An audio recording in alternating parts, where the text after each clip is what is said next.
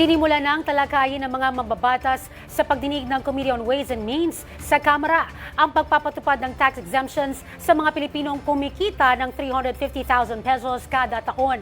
Ito ay para mapagaan ang gastusin ng mga Pilipino sa pang-araw-araw. Si Jap Regala, live mula sa Batasang Pambansa para sa buong detalye. Jap!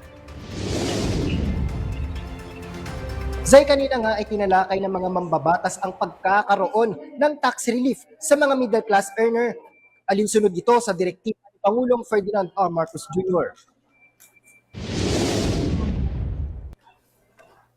Bilang natatanging proteksyon sa kanila at para mas mapakinabangan nila ang pinaghirapan nilang kita, nananawagan ako sa Kongreso upang maipasa ang batas na magbibigay ng bahagyang ginhawa para sa ating bayaring buwis. Una, palawakin natin ang exemption sa income tax.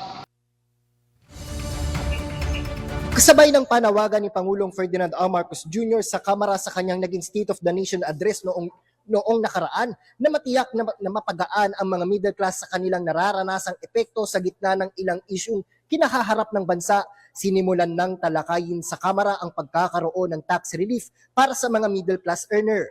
Ayon kay House Committee on Ways and Means Chairperson Iro Quimbo, ang mga may lower at middle class income ang bumubuhay sa ekonomiya pero hindi nakatatanggap ng mga ayuda. The proposal resonates because it finally addresses the concerns of the country's missing middle. These are the lower and middle income workers who are the backbone of our economy, who faithfully pay taxes every payday but fall through the cracks, unseen by our policies and ineligible for government assistance.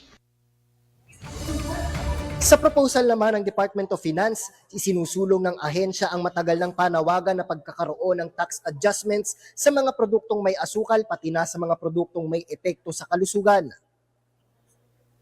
So now we are finding an opportunity where we can balance those twin objectives of giving relief to the middle class while at the same time also promoting the behaviors that we want so that the country is in a better position pagdating sa kalusugan at kapaligiran. Tama ba yan? Tama po kayo. So basically, threefolds po yung ating objective. One is tax relief to the middle income classes particularly. Second, a healthier workforce and healthier people.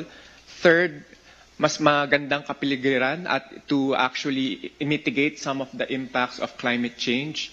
And third, if you can, yung wealth taxes wherein if you can provide more, you should pay more. So that we can provide more government services to not just for our middle income classes but also to the low income classes. Kasama nga sa inirekomendang magkaroon ng dagdag na buwis ay ang mga sweetened beverages, pati na ang mga vape products, tobacco products at iba pang nakaaapekto sa kapaligiran.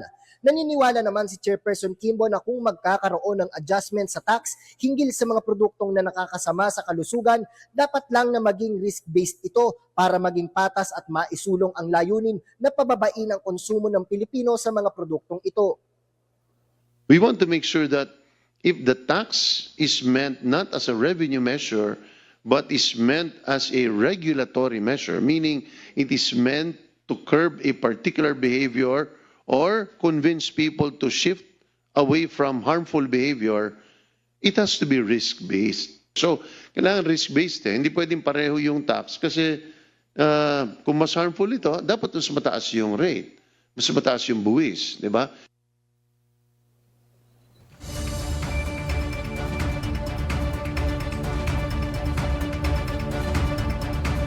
Samantala, Zay, nagpapatuloy pa rin sa mga oras na ito ang pagbusisi ng komite dito nga sa pagkakaroon ng tax relief para sa mga lower at middle class. Zay?